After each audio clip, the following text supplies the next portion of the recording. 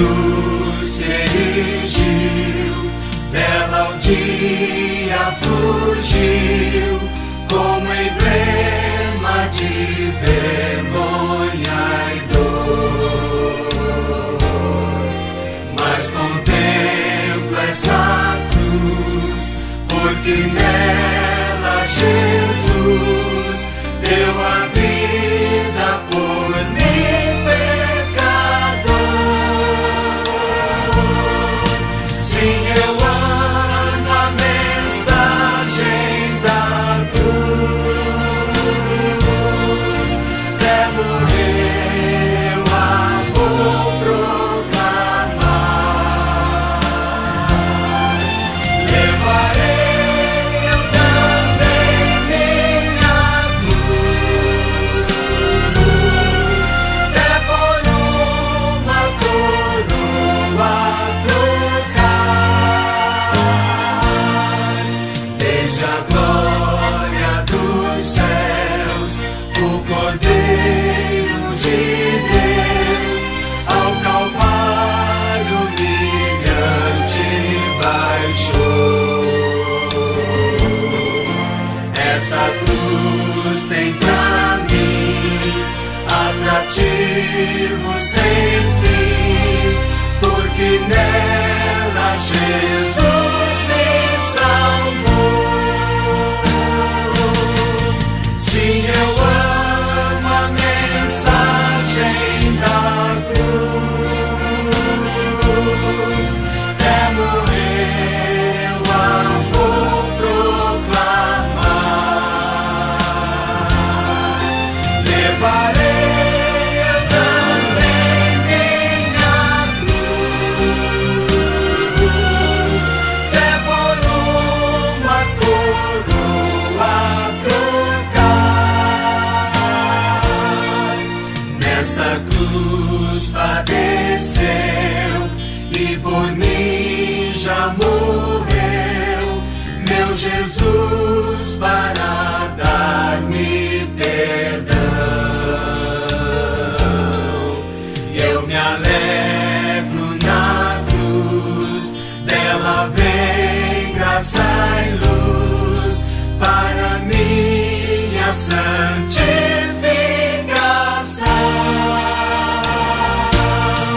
Sim, eu amo a mensagem da cruz. Até morrer eu a vou proclamar. Levarei eu também minha cruz, até por uma coroa trocar. Eu aqui com Jesus, a vergonha da cruz, quero sempre levar e sofrer.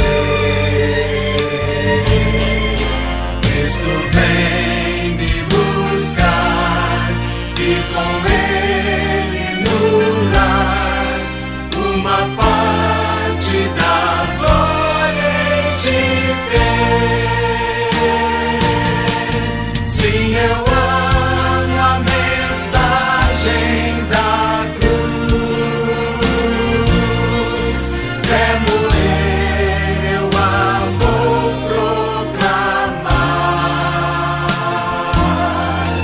Levarei eu também minha cruz, até por uma coroa trocar.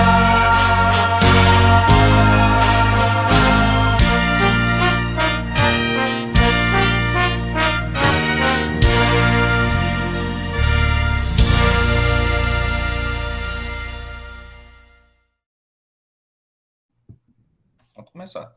Pode começar, né? Deixa eu ver aqui. Se tem alguma irmã aqui que canta alguma coisa? Um hino? Tem Que eu pastor saiba Davi, só né? pastor Davi. Pastor Davi. Pastor Davi, vai Eu, preparando o hino enquanto eu mas vou ler eu aqui. fiz implante do dente, não estou podendo abrir muita boca, mas Tá, quando outra vez eu posso louvar a Deus. Que louvar. pode? Pastor Davi? Então, vou ler aqui as escrituras em Romanos, capítulo 8. Romanos, capítulo 8. E o versículo de número 17. Romanos 8, versículo 17. Romanos 8, 17.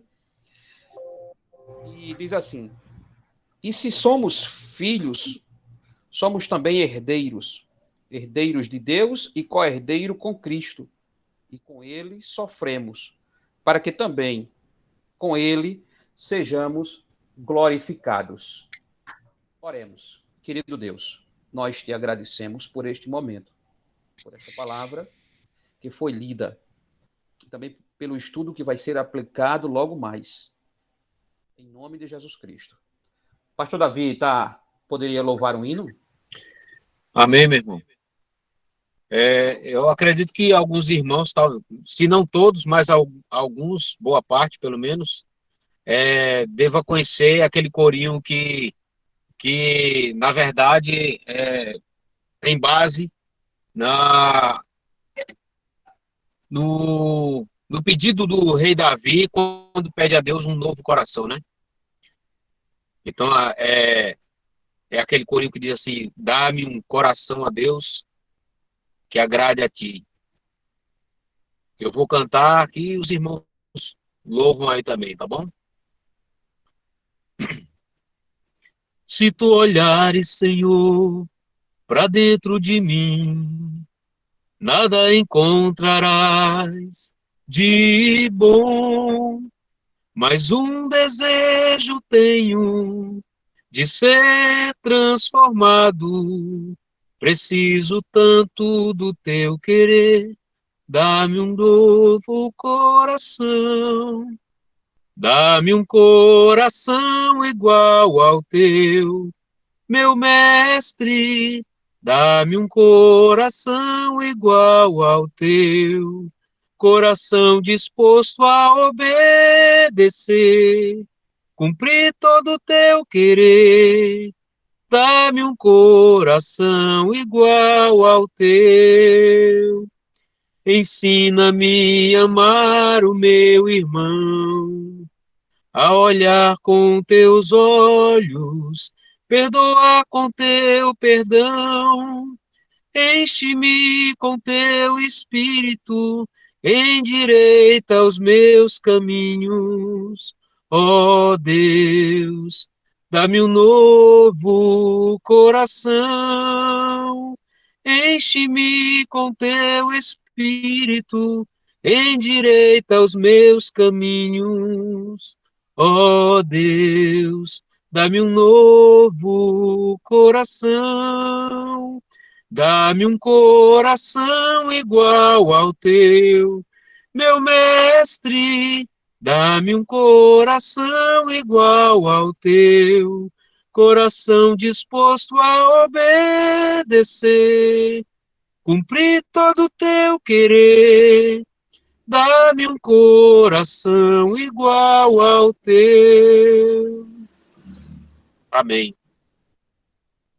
Amém. Eu vou ler um texto bíblico aqui, aí na sequência eu já passo para o reverendo Saul, rapidamente.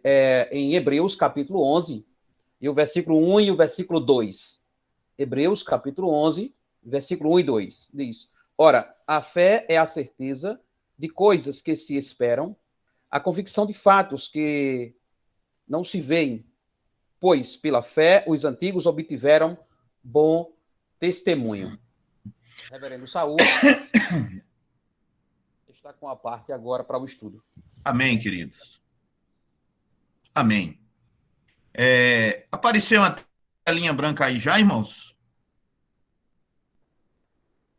Já. Irmãos, que a paz do Senhor esteja com todos. Apareceu uma telinha branca aí? Apareceu. Beleza. Obrigado. Irmãos, hoje nós estamos continuando com o nosso culto doutrinário e vamos estudar hoje a respeito dos heróis da fé. Nós temos algumas perguntas, respostas e também capítulos da nossa confissão de fé que tratam sobre fé. Porém, como na semana passada nós falamos sobre justificação pela fé, eu achei por bem tratar hoje um pouco a respeito dos heróis da fé e na próxima semana que nós vamos para o assunto adoção. Hoje nós vamos estudar a respeito da fé e o texto é Hebreus capítulo 11, versos de 1 a 6, depois do 32 a 40. Quando eu ler os versos de 1 a 6, eu explico alguma coisa para poder terminar a leitura do texto. Beleza? Ora, a fé é o firme fundamento das coisas que se esperam e a prova das coisas que não se veem. Porque por ela os antigos alcançaram testemunho. Pela fé entendemos que os mundos foram pela palavra de Deus criados, de maneira que aquilo que se vê não foi feito do que é aparente. Pela fé, Abel ofereceu a Deus um maior sacrifício do que Caim, pelo qual alcançou testemunho de que era justo, dando Deus testemunho dos seus dons. E por ela, depois de morto, ainda fala. Pela fé, Enoque foi trasladado para não ver a morte. E não foi achado, porque Deus o trasladara, visto como antes da sua trasladação, alcançou testemunho de que agradara a Deus. Ora, sem fé é impossível agradar-lhe, porque é necessário que aquele que se aproxima de Deus creia que ele existe, que ele é galardoador daqueles que o buscam. Irmãos, do verso 7 até o verso de número 31, o escritor da carta aos Hebreus, deste capítulo especificamente, fala da fé de Abraão, de Moisés, e aí vai, né? De todos os heróis, de Raabe, e ele fala do exemplo de fé de cada um. Como trata-se de uma leitura longa e, basicamente, o texto é o mesmo do que nós já lemos aqui, ele apenas cita os heróis da fé que estão nominalmente listados neste capítulo, que já é do conhecimento dos irmãos. Por isso, vamos ler agora do 32 ao 40. E que mais direi? Faltar-me-ia o tempo, contando de Gedeão, de Baraque, de Sansão, de Jefté, de Davi, de Samuel e dos profetas, os quais pela fé venceram reinos, praticaram a justiça, alcançaram promessas, fecharam a boca dos leões, apagaram a força do fogo e escaparam do fio da espada, da fraqueza, tiraram forças na batalha, se esforçaram, puseram em fuga exércitos dos estranhos. As mulheres receberam pela ressurreição os seus mortos. Uns foram torturados, não aceitando o seu livramento, para alcançarem uma melhor ressurreição.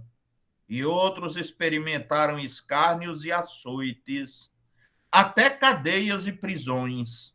Foram apedrejados, serrados, tentados, mortos ao fio da espada, andaram vestidos de pele de ovelha e de cabras, desamparados, aflitos e maltratados, dos quais o mundo não era digno, errantes pelos desertos e montes e pelas covas e cavernas da terra.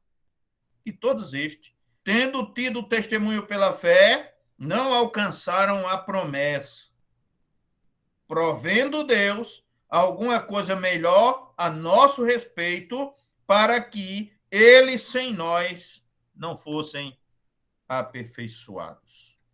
Amados, que o Senhor aplique aos nossos corações a mensagem contida nesse texto importantíssimo da palavra do Divino Mestre. Vamos orar mais uma vez, queridos? Nosso Deus e Pai, nós te louvamos e agradecemos, Senhor, pelo testemunho dos teus servos no passado, pelo exemplo de fé que deixaram para nós, e que nós possamos, Senhor, viver hoje a fé que os teus servos viveram no passado, para a honra e para a glória do teu nome. Em nome de Jesus é que te oramos. Amém. Irmãos, como disse, vamos tratar hoje a respeito dos heróis da fé. Não é de admirar que a maioria da humanidade rejeite a palavra de Deus e os padrões que ela apresenta. Na verdade, o homem tem os valores que pensa ter a respeito deles. Eles se veem de um modo bem diferente do modo como Deus os vê. Eles se veem como super. Eles se veem como pessoas justas. Eles se veem como pessoas que são capazes de batalharem e trabalharem em prol da sua salvação para que a mereçam. Sendo a palavra de Deus, e me refiro aqui à palavra escrita, dada aos homens muito depois da entrada do pecado, o homem já tinha criado antes os seus próprios padrões de grandeza, de importância, de felicidade, de conduta, entre tantos outros. Esses padrões já se chocavam com a norma da lei gravada no coração dos homens. É isso que o apóstolo Paulo nos diz em Romanos, no capítulo 2 e no verso de número 15. Já se chocavam com a consciência dos homens de Deus. Pois bem, há uma diferença muito grande entre o fato como o homem se vê e como Deus, na verdade, vê o homem. Quando Deus nos deu a sua palavra escrita, inspirada pelo Espírito Santo, esta palavra inverteu ou alterou os valores até hoje consagrados pelo homem pecador. Quanto ao conceito de valor do próprio homem, isto também acontece. Homem de valor para o mundo atual, para os dias de hoje, homem de valor é aquele que domina, que demonstra maior capacidade de inteligência e de trabalho, que consegue reunir maior quantidade de bens, que sabe gozar a vida, que consegue tornar-se líder e chefe, que é admirado, incensado e servido por muitos. Ainda mais na literatura secular atual, vilões são apresentados como heróis, escravos do sexo como pessoas virtuosas. Na própria história universal, as qualidades morais não são devidamente consideradas para a avaliação dos seus personagens.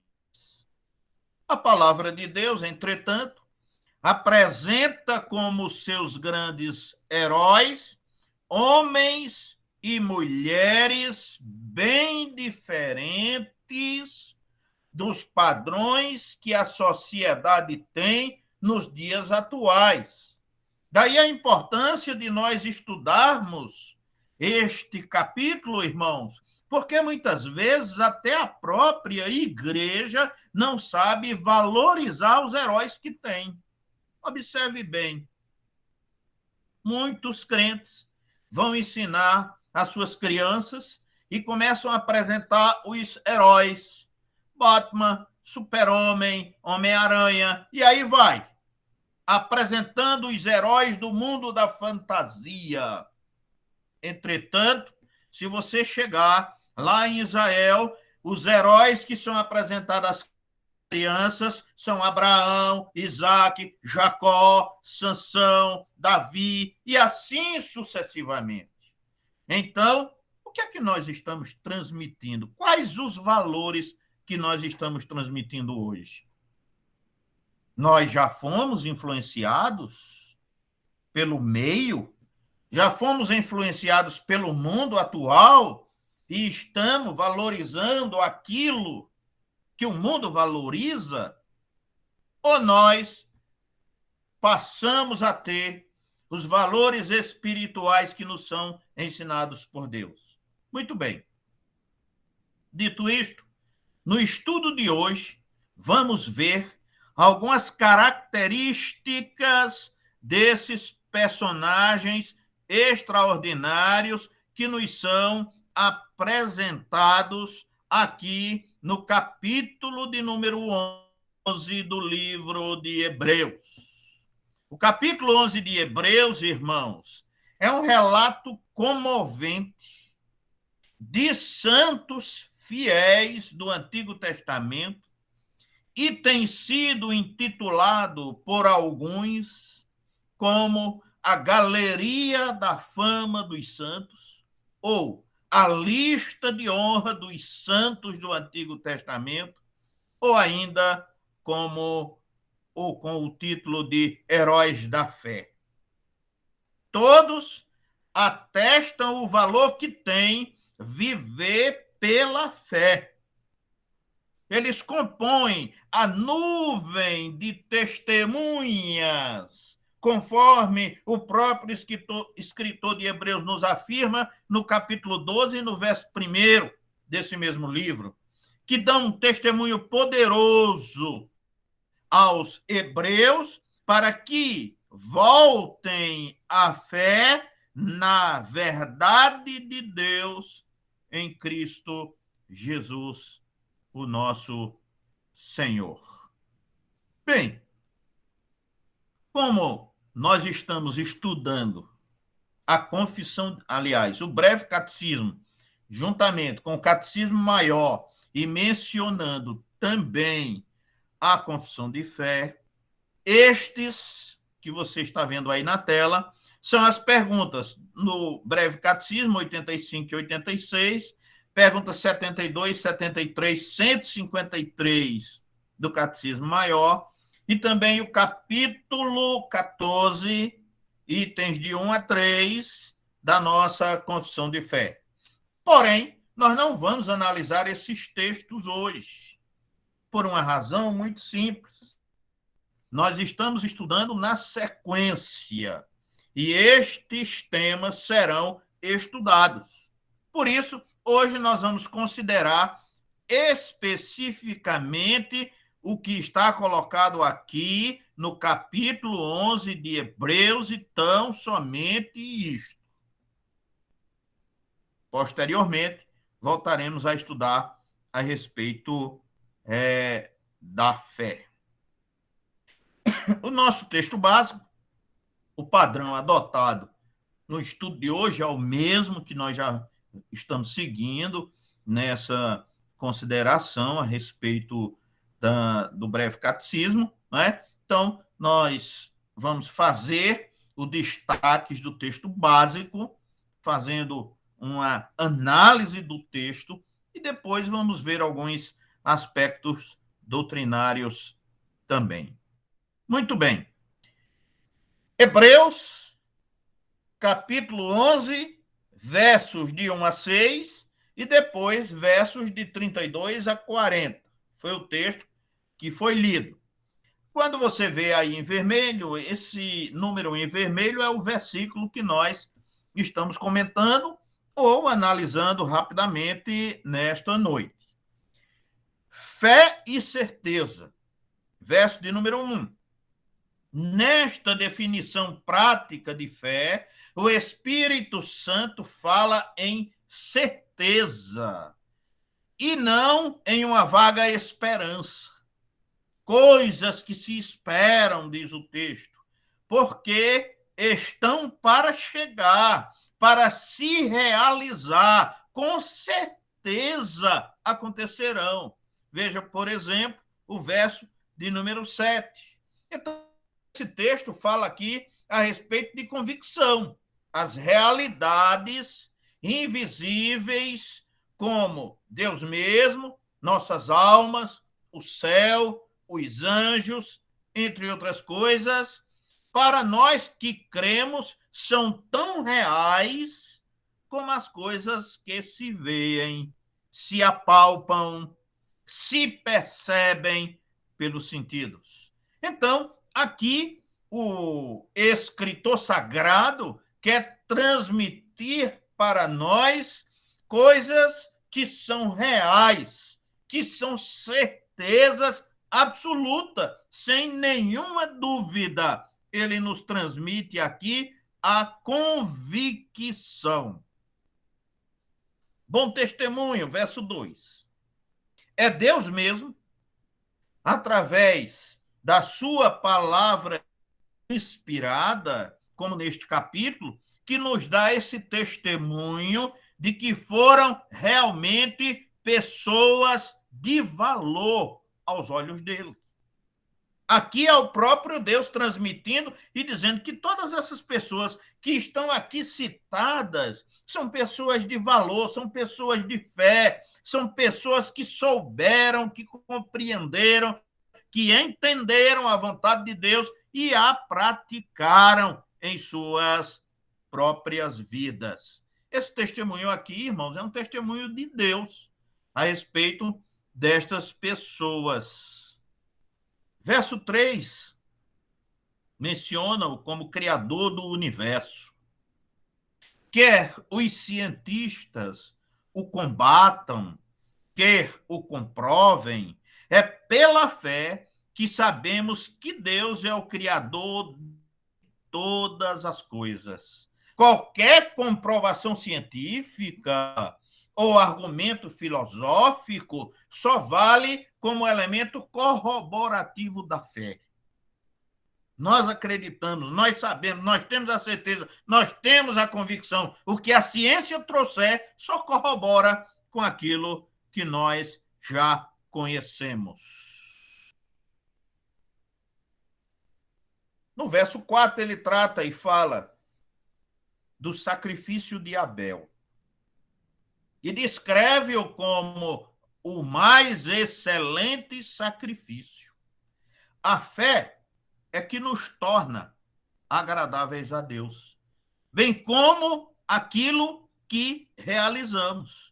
O valor material do sacrifício ou o valor material do trabalho nada significa para Deus, mas sim a fé que move o homem a agir.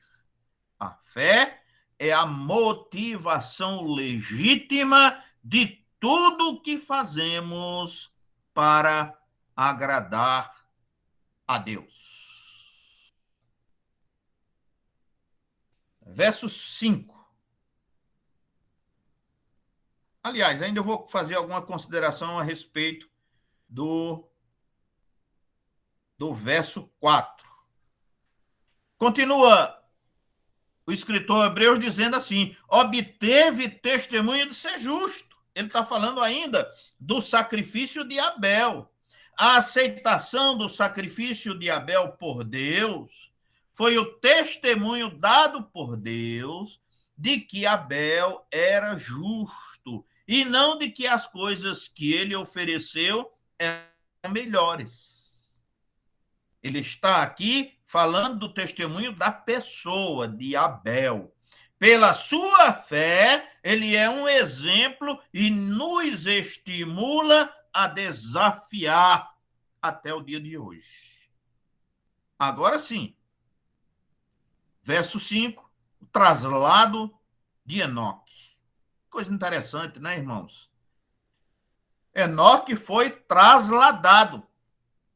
Trasladado, diz o texto. Enoque não passou pelo vale da sombra da morte. O mesmo acontecerá com todos os salvos trasladados ou arrebatados para o encontro com o Senhor nos ares, conforme nos relata Paulo na primeira carta aos Tessalonicenses, no capítulo 4 e no verso de número 17. Note, irmãos, compare Enoque e Noé, Gênesis capítulo 5, versos 24 e capítulo 6, verso 9. Ambos andaram com Deus. Sua soberania, ou em sua soberania, Deus chamou Enoque para o céu e incumbiu Noé de uma importantíssima e responsabilizante missão para salvação de alguns por ocasião do dilúvio. No verso 6, o escritor trata da falta de fé. A falta de fé. Ele não usa esse termo desta forma, não é? Mas ele diz que sem fé é impossível agradar a Deus. Verso 6. Sem fé é impossível agradar a Deus. Nós não nos tornamos agradáveis a Deus se não tivermos fé. Observe que em todo o relato ele diz, pela fé, fulano, pela fé, Beltrano, se tornou agradável a Deus. Então, sem fé, é impossível agradar a Deus. O que não é feito por fé, ou como fruto da fé, não tem aceitação de Deus. Diz Romanos, capítulo 14, verso 23, que tudo que não provém da fé é pecado. Olha que coisa, hein? Tudo o que não provém da fé é pecado. Paulo diz isso na carta aos Romanos, capítulo 14, verso de número 23. Então, logo, se queremos agradar a Deus, em lugar de pecar contra Ele, no trabalho, no estudo, na diversão, no esporte, na igreja, ou em qualquer outro lugar ou coisa que façamos, temos que verificar se o fazemos por fé. É necessário crer que Deus existe. É, sem sombra de dúvida, esta uma atitude de fé. Crer que Ele é galardoador dos que os buscam. Galardoador quer dizer premiador ou recompensador. É também atitude de fé, pois pela fé somente é que sabemos que o que recebemos, recebemos de Deus e não de outro. E aqui ele termina essa primeira parte, irmãos. E aí, como expliquei por ocasião da leitura, ele começa a discorrer sobre diversos personagens de fé, pessoas que se tornaram agradáveis a Deus, pessoas que obedeceram a Deus, pessoas que seguiram as orientações de Deus, pessoas que responderam positivamente à fé que Deus lhes deu e por isso se tornaram exemplos absolutos.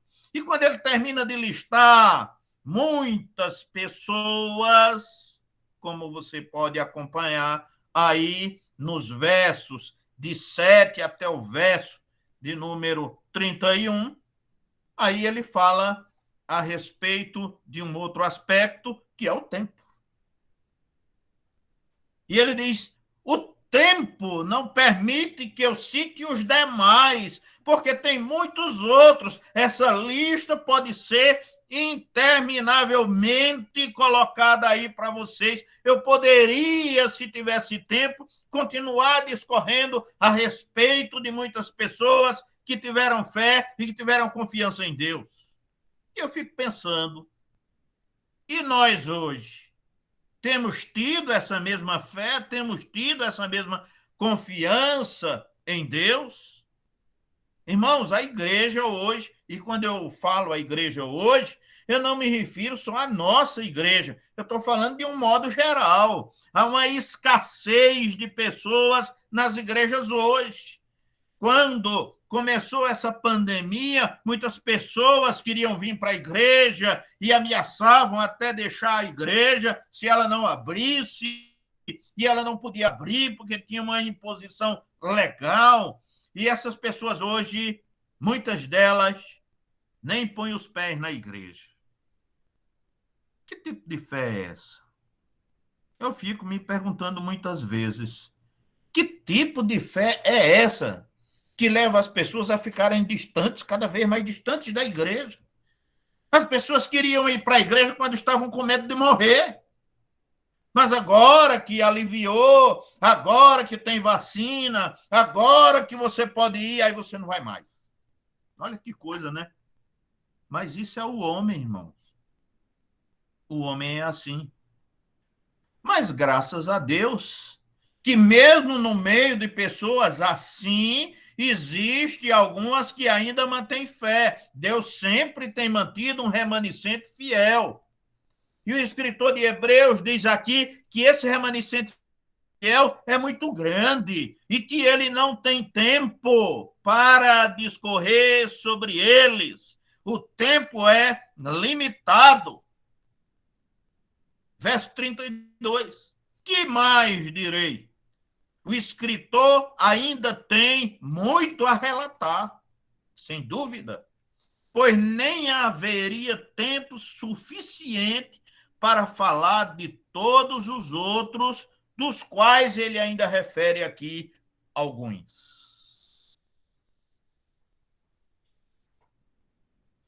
A fé, diz ele, subjuga reinos. A subjugação do poder, a subjugação dos reinos. Versos 33 e 34. Leva à prática da justiça, fecha a boca dos leões e tantas outras coisas mais que são discorridas, vitórias extraordinárias, operações miraculosas de Deus em suas vidas foram possíveis, porque, por meio da fé, tornaram-se os mais usados por Deus para a demonstração do seu poder.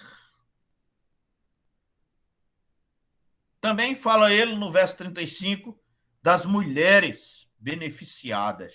Verso 35. A palavra de Deus não é discriminatória.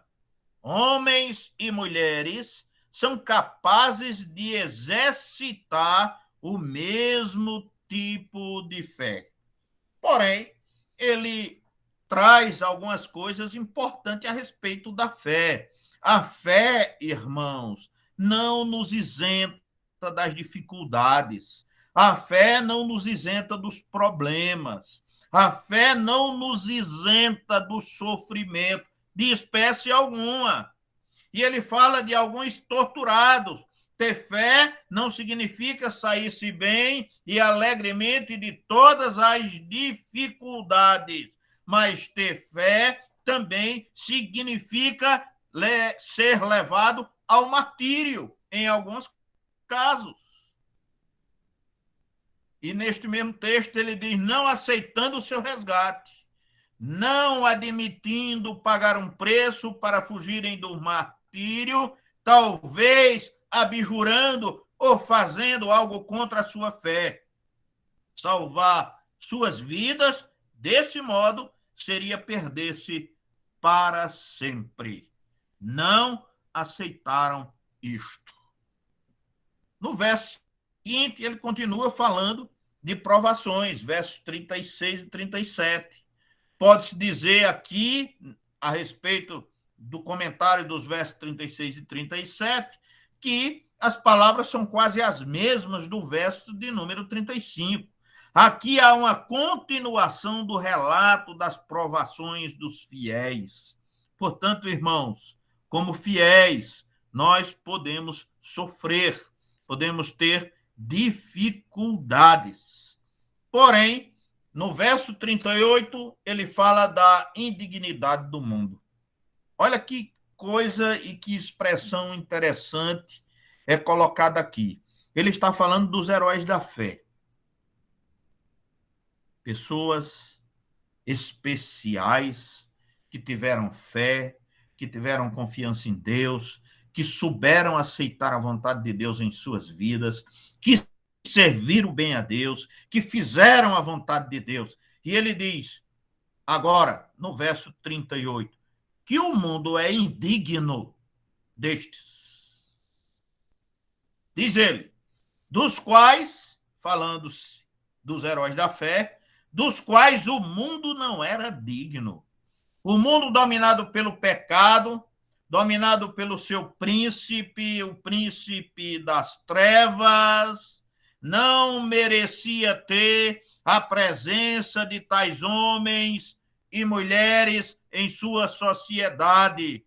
Foram desprezados e maltratados pelo que eram errantes pelos desertos, mas, na verdade, estava errado, era o mundo, não eles.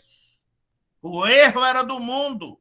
Eles estavam vivendo a vida que Deus queria, e o mundo não era digno deles. O mundo aqui estava errado, reprovando-os mais errado, porque eles eram aqueles que estavam fazendo a vontade de Deus. No verso 39, ele fala a respeito da promessa que eles não viram. Interessante, né?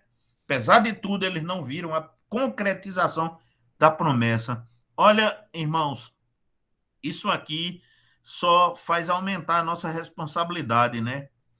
Eles criam na promessa do que haveria de acontecer. Hoje nós temos que crer na promessa que já aconteceu. Portanto, muito mais fácil de se crer. Verso 39, a concretização da promessa. A promessa do Messias contida em Gênesis, no capítulo 3 e no verso 15, o Messias não veio em seus dias. Diz o verso 33, que eles obtiveram promessas feitas a ele para se cumprirem em dias futuros, porque, na verdade, não se cumpriram nos dias deles, só se cumpriram posteriormente. Eles tinham a promessa para os seus dias, porém, elas não se cumpriram na sua época, cumpriram-se todas, mas no futuro. A promessa era para cumprir-se na plenitude dos tempos, conforme diz Paulo em Colossenses capítulo 4, verso 41. Portanto, a promessa e a vinda do Messias, que deveria acontecer na plenitude dos tempos, embora eles aguardassem, não aconteceu nos seus dias, mas aconteceu nos nossos. E muitas vezes nós temos dificuldade de crer naquilo que já aconteceu. Colossenses, capítulo 4 e verso 4. Muito bem. Finalmente, no verso 40, ele trata a respeito do cumprimento da promessa, que é a realização. Verso 40. Coisa superior a nosso respeito, diz ele. Maior, como já disse, é o nosso privilégio do que o daqueles grandes heróis, pois cremos na promessa já cumprida. Cristo já veio, já realizou sua obra redentora e nos enviou o seu Espírito Santo, diz o texto, para que eles sem nós não fossem aperfeiçoados. da plenitude da bem-aventurança dos salvos e da sua glória se dará juntamente com a nossa, dos cristãos que vivemos muito depois deles. É interessante a colocação que o apóstolo faz aqui nesse texto. Muito bem. Falamos a respeito do texto, agora vamos fazer algumas considerações doutrinárias para o nosso crescimento. Na explicação doutrinária, nós vamos ter, digamos assim, um leque maior de consulta para poder embasar o que já foi dito até aqui. Não vamos mudar o caráter da mensagem transmitida aos irmãos até agora, que é a respeito dos heróis da fé.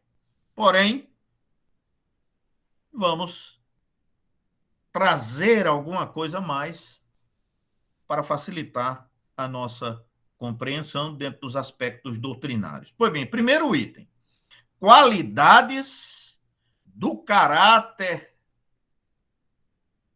dos notáveis filhos de Deus, com base em Hebreus 11. Vou repetir isso. Qualidades do caráter dos notáveis filhos de Deus, com base em Hebreus 11. Em primeiro lugar, eram pessoas de fé. A começar por Abel. Todos os personagens aqui apontados andaram por fé e não por vista, conforme diz Paulo na segunda carta aos Coríntios, capítulo 5 e verso de número 7. Eram pessoas justas, agiam com justiça. Deus, olhe bem, Deus mesmo deu testemunho disso. Em Hebreus, no capítulo 11, no verso 4. Sua justiça não era própria desses heróis, mas entregando a direção de suas vidas a Deus, pelo poder de Deus nele, puderam praticar a justiça. Deus capacitou cada um deles para praticar a justiça, como capacita cada um dos seus servos nos dias de hoje. Deus continua assistindo os seus servos, capacitando os seus servos para que eles possam melhor servir a Deus. E por isso se tornaram agradáveis a Deus. Andaram de maneira agradável a Deus. Enoque é quem melhor exemplifica isto, que está relatado no verso 5 e complementado com o texto de Gênesis, capítulo 5, versos 22 e 24. O verbo usado no hebraico em Gênesis, capítulo 5, 22 e 24, significa andar intensamente, andar muito, andar em conformidade com Deus, bem diferentemente de andar casualmente com Deus ou apenas ter alguns encontros com Deus. É vida de contínua e crescente comunhão com Deus. Agora há pouco citei, irmãos, que na hora da pandemia muita gente quis andar com Deus. Mas hoje, passada a pandemia, passado aquele susto, poucos são os que querem ainda andar com Deus. Boa parte, inclusive aqueles que reclamavam, não é? E diziam até, vou para outro canto porque eu quero andar com Deus. Hoje estão distantes de Deus, não vêm na igreja, não assistem aos cultos. Basta você observar. Nós observamos as pessoas que estão logadas na hora do culto. São pouquíssimas, irmãos, em relação ao número de irmãos que não está na igreja. Se o irmão não está na igreja, era para estar um número infinitamente maior logado. Mas o que se diz é, eu assisto depois, como se fosse um filme que você assiste na hora que você quer e dentro da sua programação. Mas o que nós fazemos é prestar culto a Deus. E tem hora certa do culto a Deus, irmãos. Precisamos entender isso. Quarto, obedientes a Deus.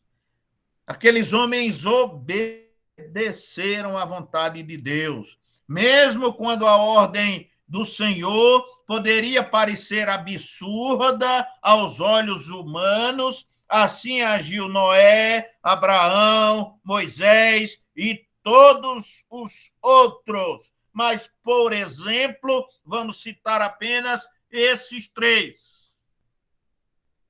Agiram mesmo contra aquilo que a lógica lhes dizia, porque confiaram em Deus.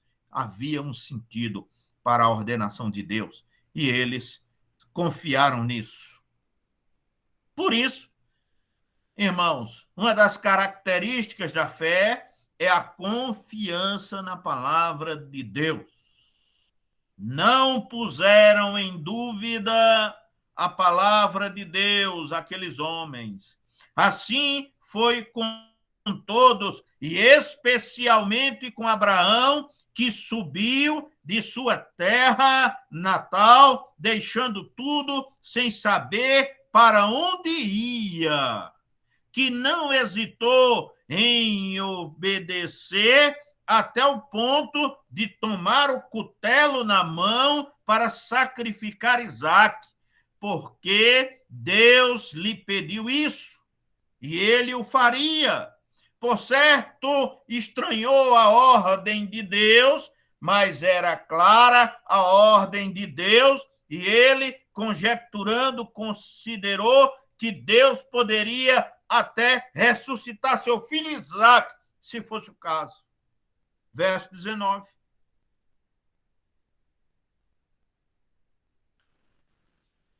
Testemunho. Testemunhas e milagres. Viram milagres de Deus em suas vidas, porque creram na palavra do Senhor. Como Sara, que já com idade muito avançada, com 90 anos, concebeu Isaque e teve o filho, porque se tratava do cumprimento da promessa de Deus. Portanto, queridos, estas pessoas testemunharam o milagre de Deus em suas vidas. E nós também podemos testemunhar milagres de Deus em nossa vida, sem dúvida nenhuma. Sétimo, diz o texto que estas pessoas de fé tinham gloriosas aspirações. Consideravam que a sua verdadeira pátria era a pátria celestial e por isso não hesitaram em perder o mundo. Versos 13 e verso 14 de Hebreus. As nossas aspirações também precisam ser as aspirações da pátria celestial, acima de todas as coisas. Porque Deus está acima de tudo, queridos. E o outro aspecto é a submissão a Deus, que é o mais difícil. Submeter-se a Deus. Mas aqueles homens e mulheres se submeteram, aceitaram sem murmuração, nem queixas, a vontade de Deus, quando esta contrariava os seus interesses imediatos, e assim puderam olhar com confiança para o futuro.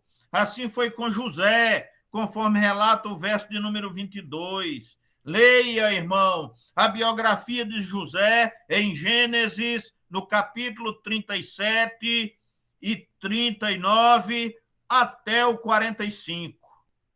Também veja Gênesis 50. E você vai ter uma visão geral da história de José e da sua submissão à vontade de Deus.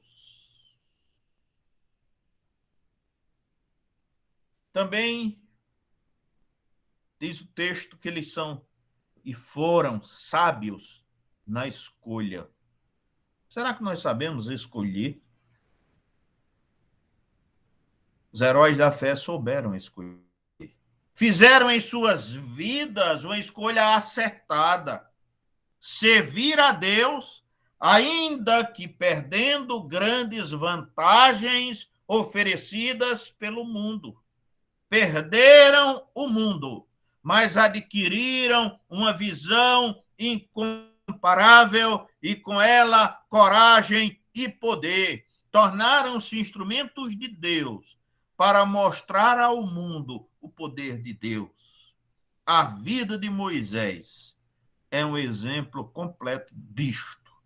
Você pode verificar neste texto mesmo, versos de 24 até o verso de número 29 de Hebreus 11. Na mesma linha de fidelidade e fé, prosseguiram Josué, o herói da tomada de Jericó, conforme verso 30, e da terra de Canaã, Raabe a meretriz, tratada aí no verso de número 31, esta aqui para atestar que para Deus não há acepção de pessoas, porque ela era pagã e meretriz quando escolheu para si o temor de Deus. Foi por ele perdoada e restaurada, casou-se com um israelita e veio a ser uma das ascendentes de Davi e de Jesus Cristo. Jesus Cristo é descendente da prostituta Raabe. Da mesma forma, irmãos, cita o escritor Gedeão, Baraque, Sansão, Jefté, Davi, Samuel e todos os profetas. Todos, sem exceção, homens imperfeitos, mas homens que puseram suas vidas nas mãos de Deus e, por isso, pela fé, venceram reinos, praticaram a justiça, alcançaram promessas. A palavra de Deus dedica a alguns dos grandes vultos da história apenas algumas referências, como Nabucodonosor, Ciro, Artaxerxes, Dario, às vezes nem registrando os seus nomes, como no caso dos faraós, mas camponeses e pastores como Abraão, Isaac, Jacó e outros homens e mulheres simples, como Ruth, Esté, Pedro, entre outros, ocuparam páginas ou livros inteiros com o registro dos seus feitos e das suas experiências. Pessoas simples, transformadas por Deus, revestidas das virtudes que Deus aprecia. Tiago, no capítulo 1, no verso 17, também Romanos 8, 37, confirma isto. Diz, e o Senhor que fez tudo isso por eles é aquele em quem não há mudança, nem sombra de variação. Romanos 8, 37, é válido na vida de todos os cristãos fiéis. Nos diz, em todas estas coisas somos mais que vencedores por meio daquele que nos amou. O que ele fez na vida desses heróis da fé, continuou realizando na vida de seus filhos, porque ele não muda. Na medida da fé e dedicação destes, e, de acordo com a sua vontade, no texto histórico e social de cada um, ele tem usado seus filhos poderosamente. E continuará usando também em nossos dias. Vamos ver um exemplo do tempo da Reforma. Também temos muitos heróis no tempo da Reforma. E é claro que nós não estamos aqui para estudar a vida desses irmãos, mas vamos fazer referência a alguns. Também não estamos dizendo que nenhum deles é santo, que nenhum deles deixou de cometer pecados, que nenhum deles teve vida errada por determinado tempo. Mas o que queremos afirmar é que eles foram transformados, que eles receberam a fé em Jesus Cristo e se tornaram pessoas de destaque na fé. Também a exemplo dos heróis da fé que estão relatados lá no capítulo 11 do livro de Hebreus. A história da reforma do século XVI e a história da igreja posterior tem demonstrado o que dissemos acima. Tomaremos aqui um só exemplo. João Calvino, que todos nós conhecemos. João Calvino, irmãos, viveu numa época em que os abusos éticos e doutrinários eram tantos que em vários países Deus levantava heróis da fé para combatê-los. Nós estamos quase vivendo momentos assim, só que ao contrário, este momento está surgindo dentro da própria igreja e se dizendo um movimento cristão que está acontecendo nos nossos dias, semelhante ao que aconteceu na época da Reforma, com os abusos cometidos pela igreja dominante.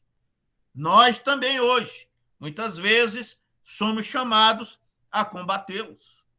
João Calvino nasceu na França em 10 de julho de 1509 e morreu em 27 de maio de 1564.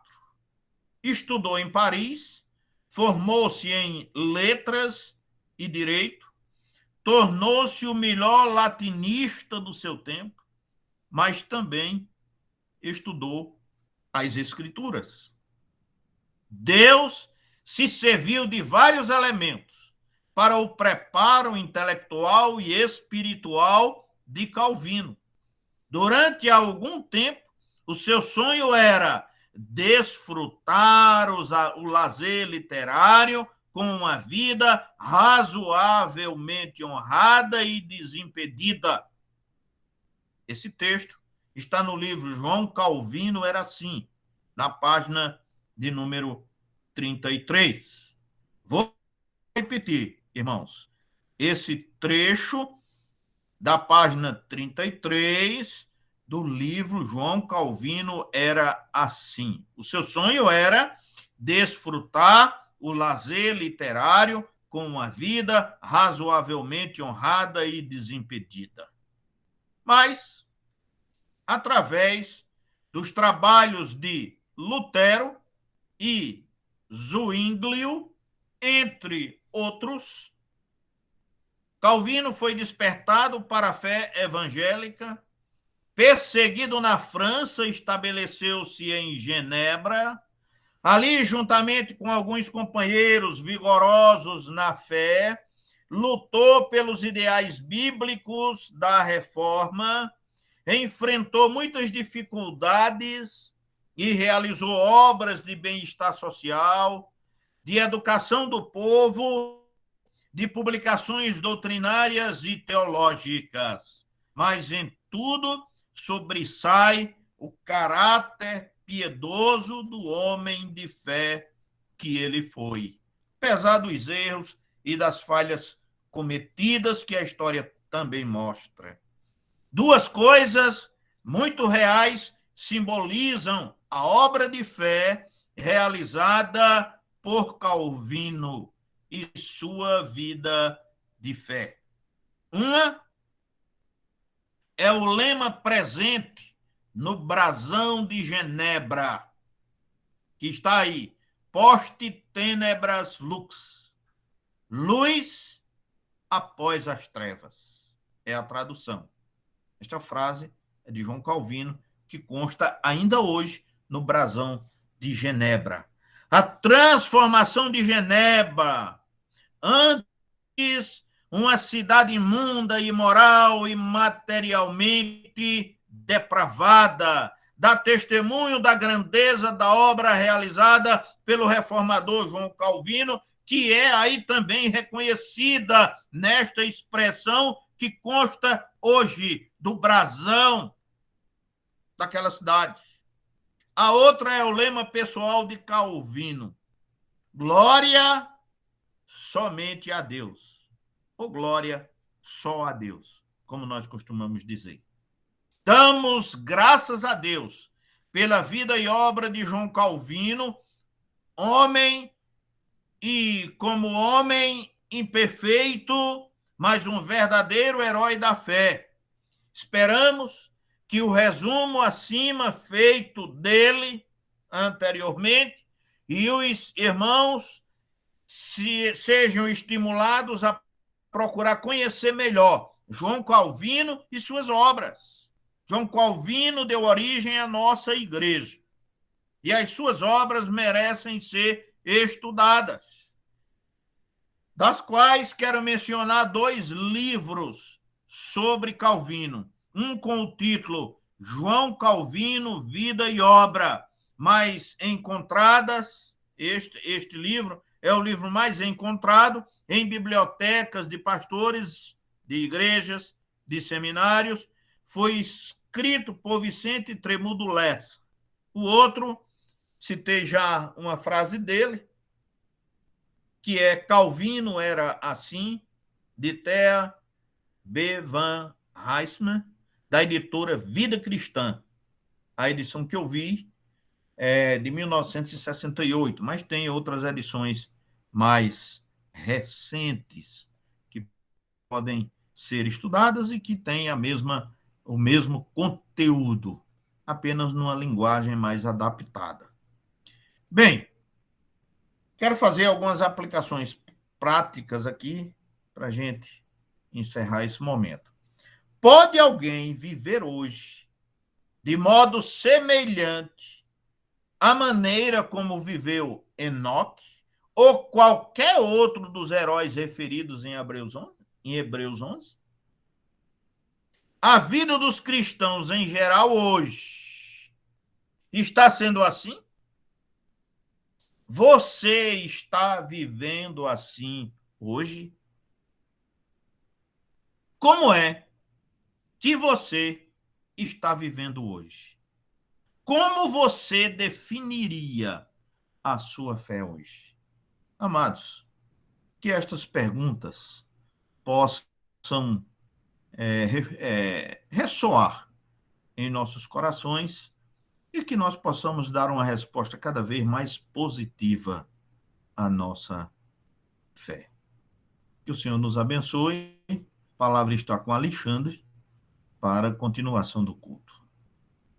Então, irmãos, nós já estamos caminhando para o final, né, desse estudo que o pastor trouxe para a gente. Penso que na próxima ele vai trazer sobre adoção, não é isso? Adoção. Essa é a Isso base mesmo. para o contexto da adoção, né? E eu nem tinha perguntado ao senhor, mas eu li 2 textos. O primeiro fala sobre a adoção e o segundo que eu li falava justamente sobre a fé. Eu não tinha nem combinado nada, né? Mas foi interessante isso.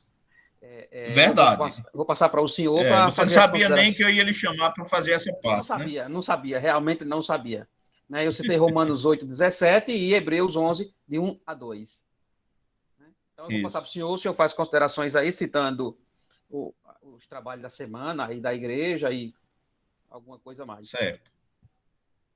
Bem, irmãos, nós temos o trabalho da SAF, culto de oração, na sexta-feira, amanhã, no horário de sempre. temos escola dominical no próximo domingo, às 9 horas, e temos o culto à noite também, né? Temos também toda a dinâmica dos trabalhos das congregações que estão mantidos para os próximos dias. Saúl, Alexandre, a paz do Senhor, irmãos. Só um minutinho. Sábado também tem culto da mocidade. Um culto, viu, alusivo ao dia da reforma. Quem vai pregar é o pastor Evanilson, tá? Sábado às 19h30. Isso. Né? Obrigada. Okay, então, culto da reforma, sábado às 19h30. Então estamos encerrados. É um trabalho, né, da mocidade. Estamos encerrados. Vamos saudar os nossos irmãos com a graça e a paz do Senhor, né? Até a próxima semana, se Deus quiser. Amém. Deus abençoe, irmãos. Deus abençoe todos, graça e paz. Amém. Deus abençoe, irmãos. A paz. A paz, Senhor. A paz do Senhor. Deus abençoe. Toda. Amém.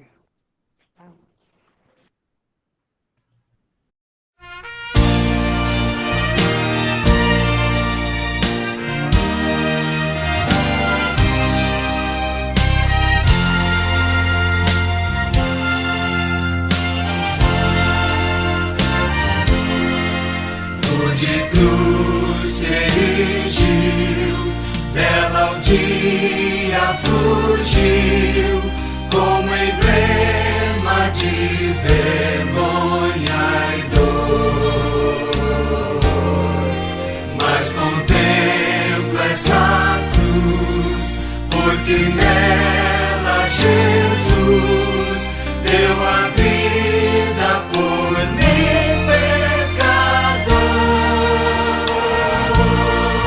Sim, eu amo a mensagem da cruz. Levo eu a vou proclamar. Levarei eu também minha cruz, até por uma coroa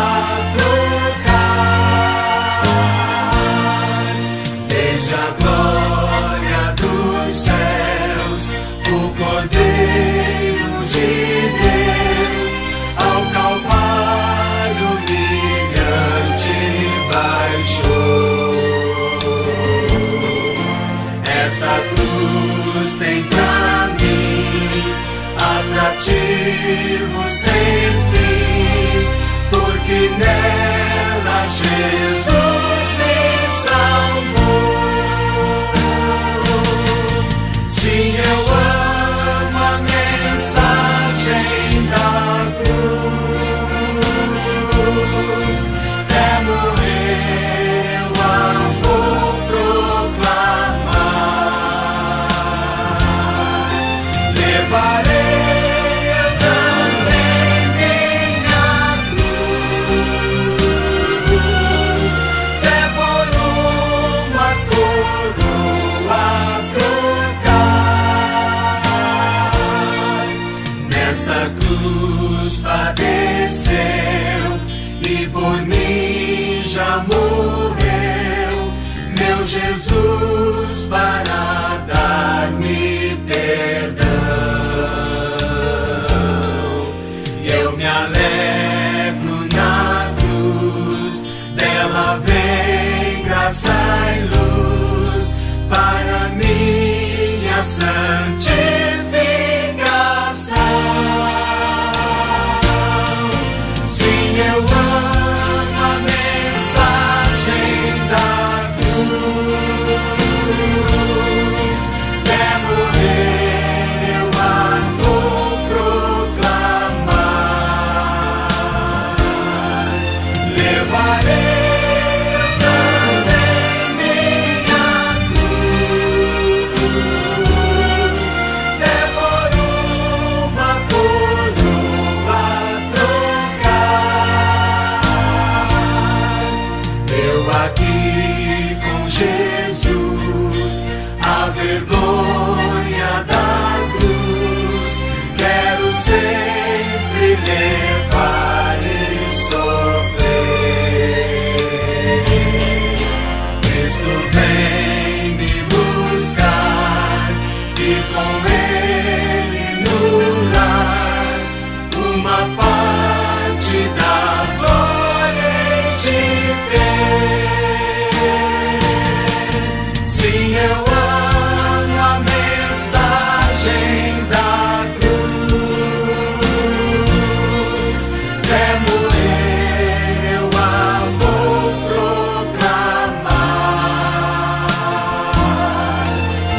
farei